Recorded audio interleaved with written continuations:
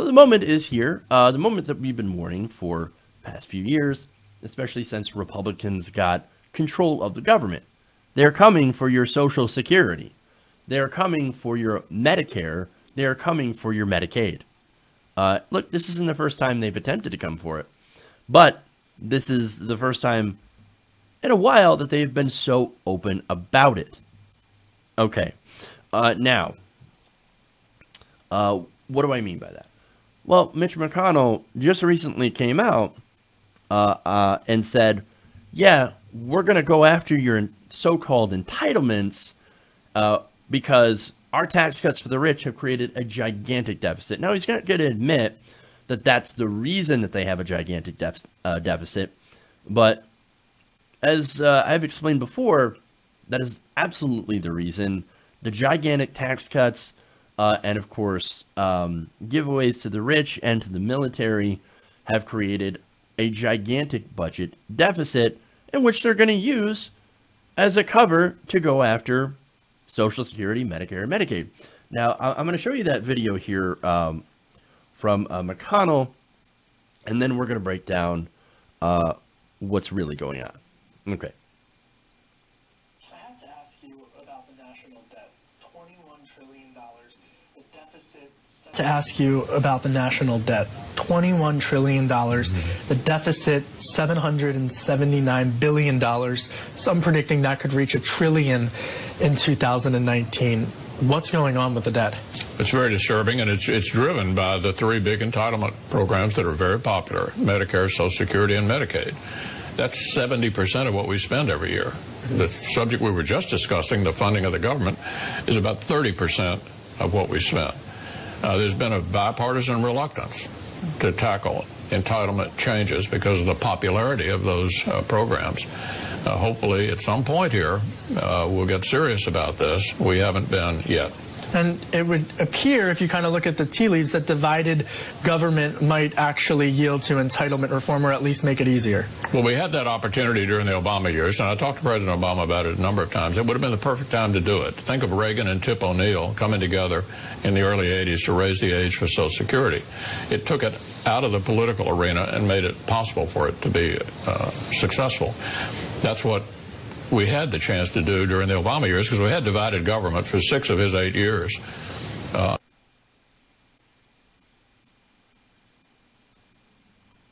Okay, so there's McConnell saying, oh man, we've got to cut so-called entitlements because we're spending so much money, and it's taking up most of our budget. Actually, that's 100% incorrect. The Nonpartisan Congressional Budget Office projected that the GOP tax cuts themselves would add $1.9 trillion to the national debt over the next 10 years. That, of course, loss of government revenue because of these tax cuts has actually been a larger proportional loss than what was caused by the Great Recession, according to the New York Times. So they're ignoring the gigantic elephant in the room, which is the tax cuts for the rich that have gone to the rich and have created a budget deficit that didn't, like, there's this, like, they lie so much when it comes to this and say, oh no, don't, if we cut taxes for the rich, that somehow increases revenue. No, it doesn't. No, nowhere, like, anybody who can do basic math knows that that is not true at all. No, when you cut taxes, when you cut revenue, you end up with less revenue. And now he's admitting, yeah, we do end up with less revenue. But that's not the problem. The problem is that we're spending too much on things that actually don't impact the national debt at all, the deficit. Social Security doesn't add a penny to the deficit. Never has. It's not set up that way. It is fully funded, at least until 2036. And hey, in order to keep it fully funded, all we have to do is just lift the payroll tax on people making over $200,000. And that would fix and fund, and not even fix, because it's not broken. It would fund Social Security to the end of time. So that said, right, it's not Medicare, Medicaid, or Social Security that is creating this so-called debt crisis, right? In reality, the real cause of the deficits are, of course, tax cuts for the rich and spending on war.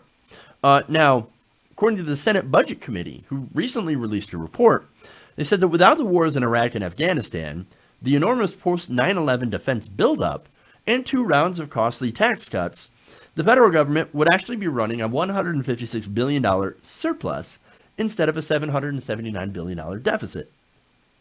Now, they break it down by the numbers.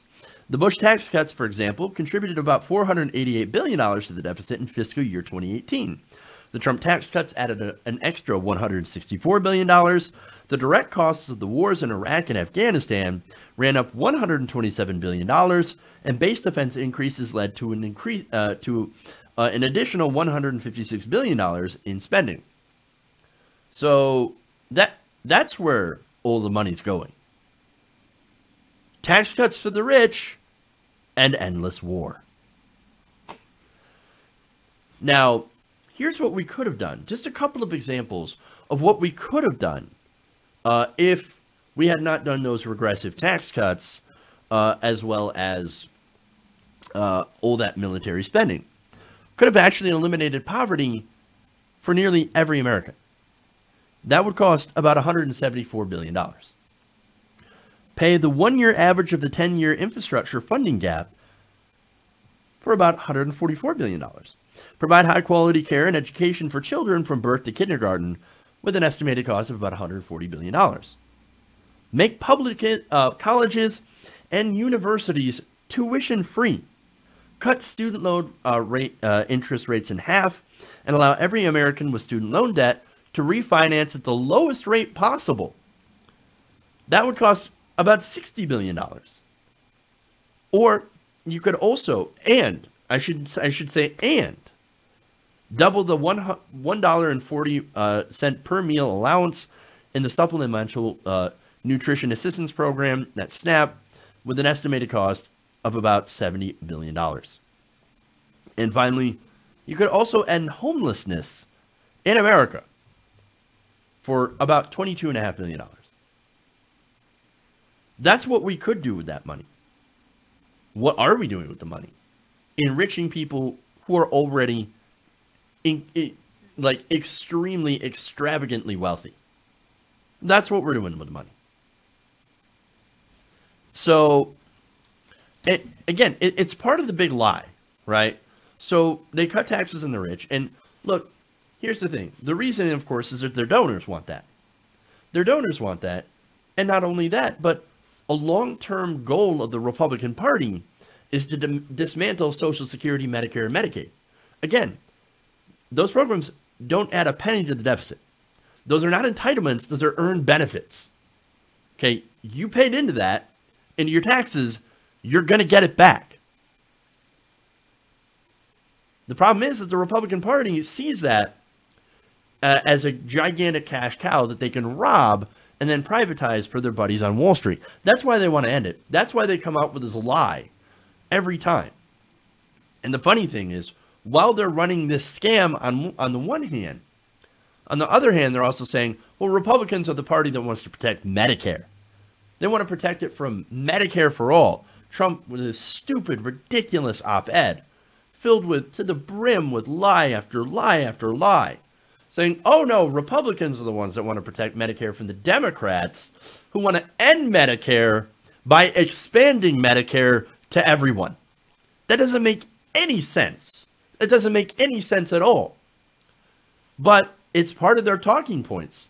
And look, some people are going to believe it, but I think the majority of the American people, especially people who are on Medicare and Medicaid and Social Security, or one of those programs or 2 of those programs or whatever, they're going to look at that and be like, that is absolute bullshit. Don't try to feed that bullshit to me because I ain't buying it.